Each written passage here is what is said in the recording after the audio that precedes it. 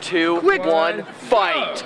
What's your documentary about, huh? What kind of statement are you trying to make? Huh? I'm gonna get super tight focus. What the hell are doing here? I don't know what the hell I'm doing here. Isn't that obvious? What are you doing here? I'm coming here because I hate everything. Like what? I hate capitalism. I hate the state. I hate the patriarchy. I hate racism.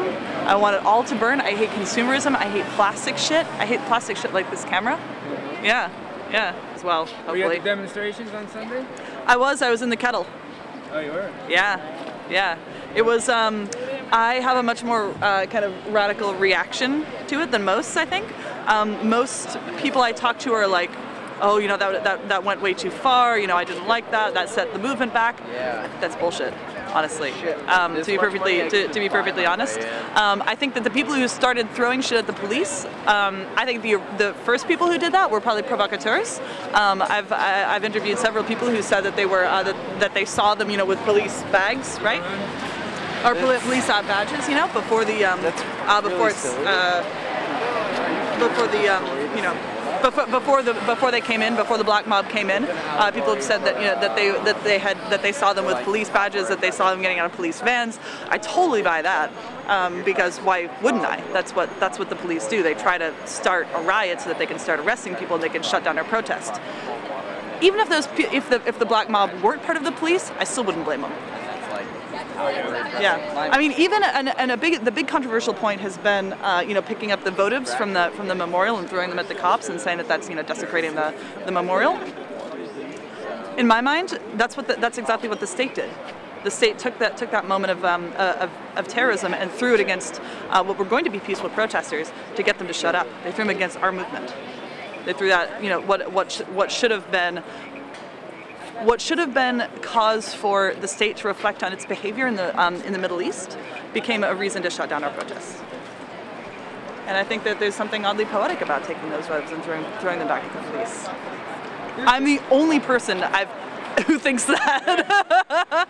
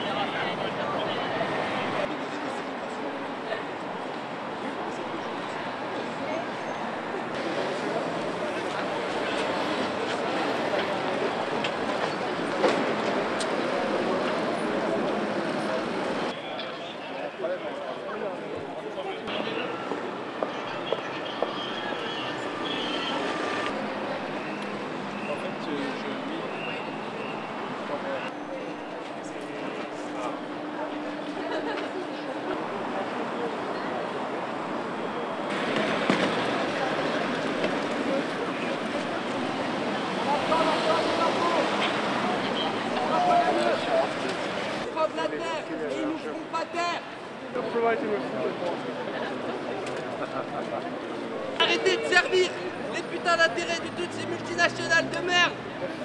Vous êtes à leur pote et on sait que vous avez un cœur sur votre uniforme. Arrêtez de matraquer des pacifistes et rejoignez-nous. On nous enlèvera pas le point de l'IPC. État d'urgence, État policier. On nous enlèvera pas le point de l'IPC. État d'urgence, État policier. On nous enlèvera. Justice climatique. Justice climatique. Justice climatique. Le climat.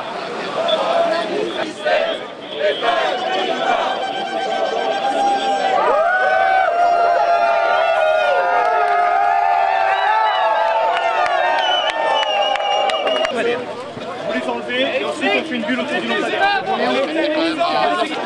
Les gars, un avec deux mortons, les gars, finissez, alors, nouvelle mission. Deux marteaux. Ils ont commencé,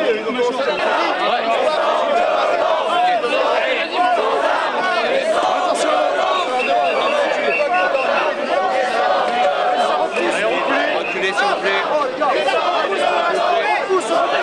Allez.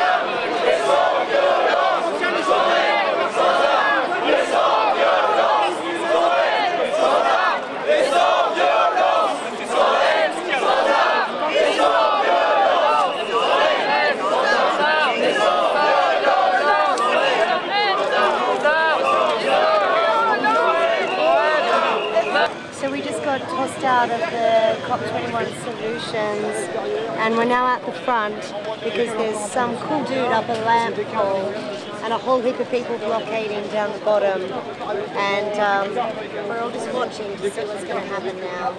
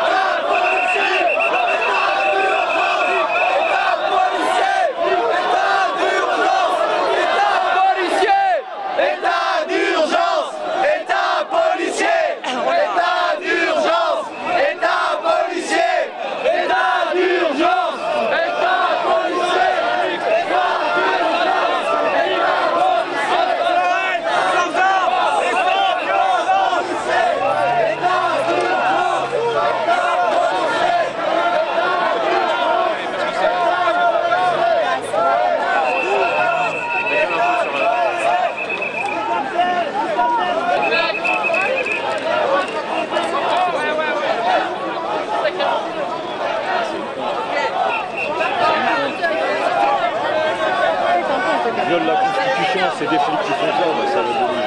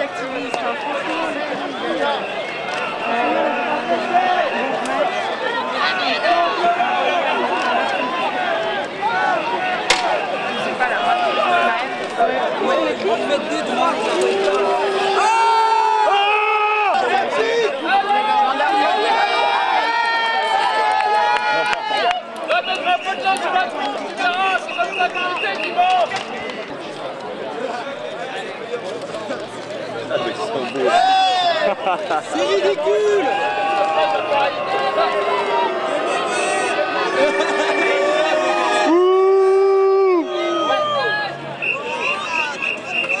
Vous êtes des manifestants contre la liberté, sachez-le. Avec nous la mouette. Justice pour le climat. Vous êtes des manifestants contre la liberté. Voilà, les policiers là. Ah, on m'en fait peur. Policiers, manifestants contre la liberté.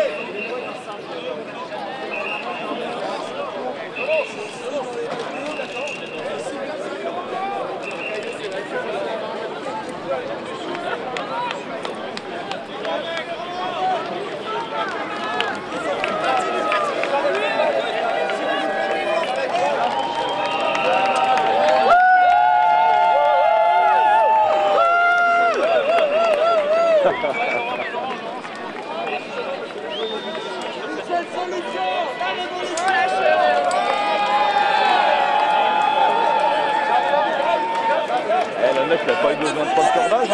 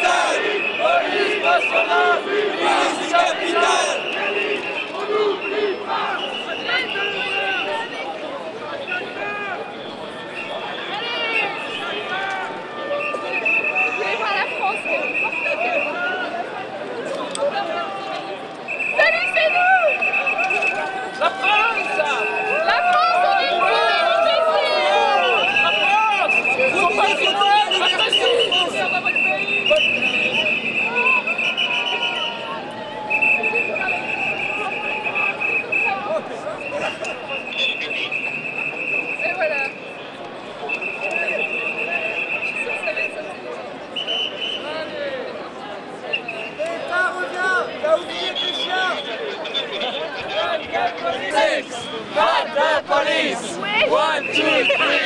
Fuck the police! 4, 5, 6! Fuck the police! 1, 2, 3! En bas, l'État, les flics et les bourgeois! En bas, l'État, les flics et les bourgeois! En bas, l'État, les flics et les bourgeois! En bas, l'État, les flics et les bourgeois! En bas, l'État, les flics et les bourgeois! En bas, l'État, les flics et les bourgeois! En bas, l'État, les flics et les bourgeois!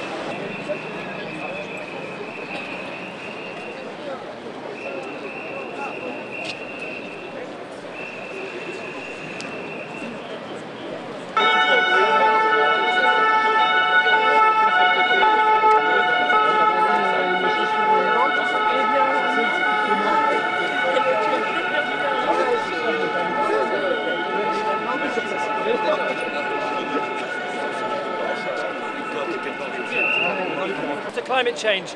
In there, we've got the likes of Engie, whose coal fleets produce half of France's GHG emissions. We have the likes of Abu Sofi Proteol, who's a big GMO company involved in animal feed, destroying the lives of farmers. And so today we came here to take action. We can march, we've tried to march, the police will not allow us to march, so we decided it was more important than ever to make sure we still make our voices heard. We will not be silenced, not by a state of terror, not by a state of emergency. This is a state of urgency for the climate, and we will not be silenced. So today, we began with lobby tours, toxic tours on the inside.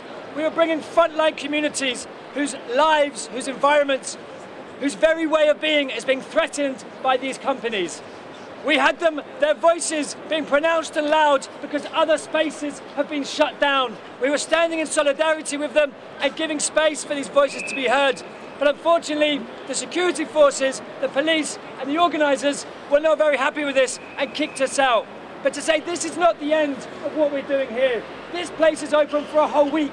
We will be back tomorrow. We will be back the next day. We're going to come back here every single day this week and next week and make sure that their false solutions and their greenwashing does not pass. Because Engie paid up to 250,000 euros to get a place in here. The top corporate package was up to 250,000 euros. They're not just buying a clean image, they're buying political access. That buys you high-level cocktail events. That buys you a place in negotiations. And actually, we haven't got that money. Why haven't we got that money? Because they're avoiding taxes. That money should be spent on an energy transition, on moving away from dirty fossil fuels towards real, genuine, bottom-up solutions. So this is why we took action today.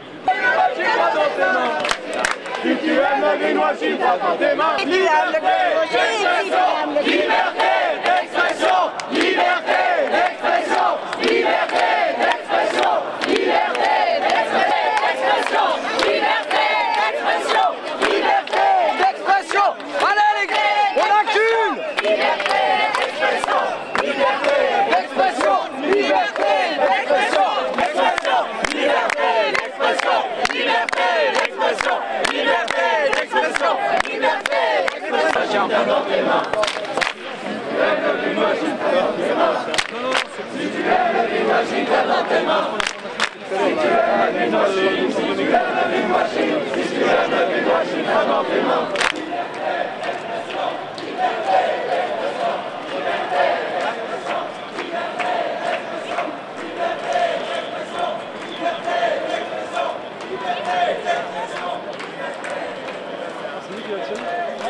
Et alors, tire un autre.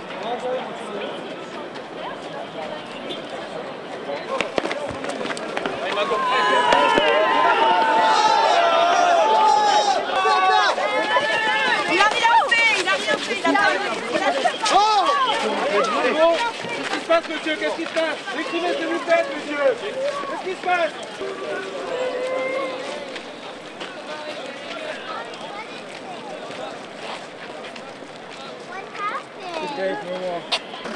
Because of that, they took a man with a blue and white jacket, and we tried to keep him with us, but there were too many. So they're taking them away? They are closed, like.